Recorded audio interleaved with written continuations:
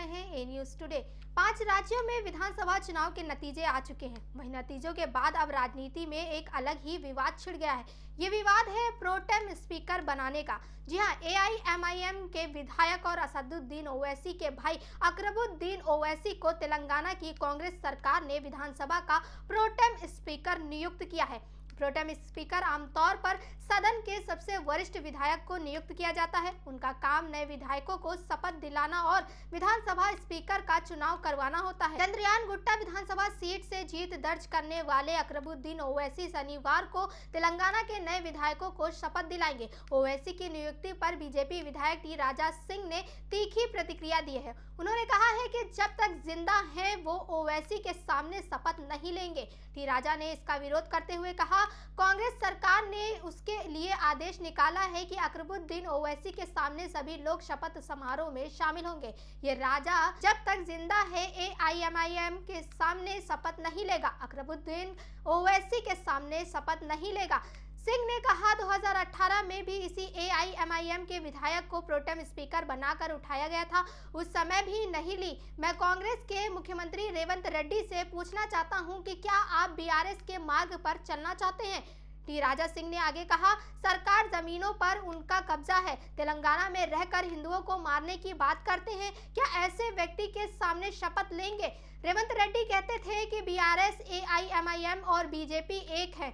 अब बताएं कि आपका एआईएमआईएम से क्या रिश्ता है। उन्होंने आगे कहा, विधानसभा में कई वरिष्ठ विधायक हैं, उनको भी बना सकते थे, लेकिन जानबूझकर अल्पसंख्यकों को खुश करने के लिए बहुत बड़ी गलती की, लेकिन हम नहीं छोड़ेंगे। किसी भी हालत में बीजेपी के विधायक शपथ नहीं लेंगे। आगे जब कोई स्पीकर बनेगा तब शपथ लेंगे। वहीं तेलंगाना बीजेपी प्रमुख जी किशन रेड्डी ने कहा कि हम मांग करते हैं कि विधानसभा अध्यक्ष का चुनाव इस प्रोटेम स्पीकर के साथ नहीं होना चाहिए।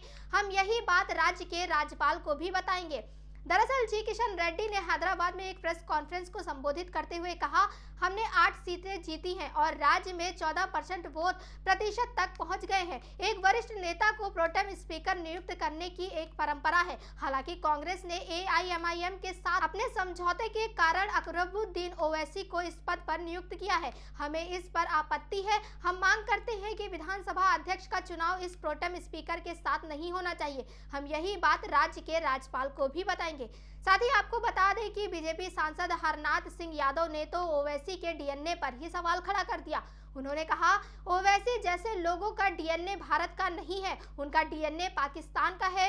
मैं टी राजा सिंह और बीजेपी विधायकों के इस फैसले का स्वागत करता हूं। ये बीजेपी का बिल्कुल सही फैसला है। उन्होंने कहा, ऐसा व्यक्ति जो सार्वजनिक सभा में हिंदुओं को धमकी देता है, गाली देता है, ऐसे देशद्रोही व्यक्ति को प्रोटेम स्पीकर बनाकर कांग्रेस की गंदी और घिनौनी मानसिकता सामने आ गई। ये फैसला कांग्रेस के गिरावटी का पराकाष्ठा है। बता दें कि प्रोटेम स्पीकर आमतौर पर सदन के सबसे वरिष्ठ विधायक को नियुक्त किया जाता है। उनका काम नए विधायकों को शपथ दिलाना और विधानसभा स्पीकर का चुनाव करवाना होता है। वैसे तो पूर्व मुख्यमंत्री केसीआर सबसे वरिष्ठ विधायक हैं, मगर वो अस्पताल में भर्ती हैं, इसलिए चंद्रयान गुट्टा विधानसभा सीट से जीत दर्ज करने वाले अकरबुद्दीन ओवैसी को प्रोटेम स्पीकर बनाया गया है। वहीं अब देखना ये होगा कि क्या बीजेपी के इस विरोध पर कांग्रेस या ओवैसी की तरफ से कोई एक्शन लिया जाएगा या नहीं, या किसी और को प्रोटेम स्पीकर बनाया जाएगा, या फिर बीजेपी के विधायक अपने विरोध पर अड़े रहेंगे। इसी सवाल के साथ हम आपको छोड़े जाते हैं। तमाम और बड़ी खबरों के लिए देखते रहिए ए न्यूज टुडे।